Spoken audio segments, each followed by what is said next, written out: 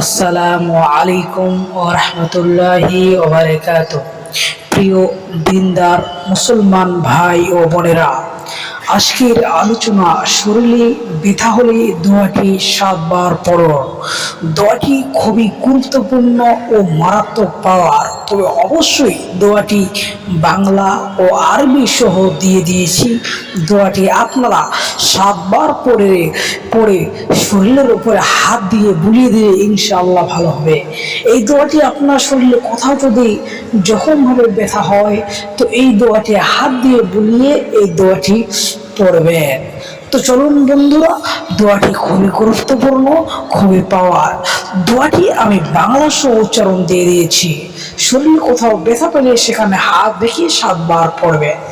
দোয়াটি হলো আউযু বিইজ্জাতিল্লাহি ওয়া কুদরাতিহি মিন শাররি মা আজিদু। বাংলা, আউযু বিইজ্জাতিল্লাহি ওয়া কুদরাতিহি মিন শাররি মা আজিদ। আমি ব্যথার অনিষ্টতা থেকে আল্লাহর ইজ্জত ও কুদরতের মাধ্যমে আশ্রয় প্রার্থনা করছি। দোয়াটির অর্থ, দোয়াটি আপনি অবশ্যই 7 বার পড়বেন, ইনশাআল্লাহ আপনার ব্যথা শেষ হবে, গ্যারেন্টি। তবে দলিল রয়েছে, দোয়াটি অবশ্যই আপনাকে পড়তেই হবে মনোযোগ সহকারে। বাংলা উচ্চারণ দেখে পড়ে নেবেন। কোথাও ব্যথা হলে সেখানে হাত রেখে 7 বার দোয়াটি পড়বেন, ইনশাআল্লাহ ভালো হয়ে যাবে। তো চলুন বন্ধুরা, আমার চ্যানেলে নতুন হলে চ্যানেলটিকে সাবস্ক্রাইব করে পাশে থাকুন, লাইক ও কমেন্ট করতে ভুলবেন না।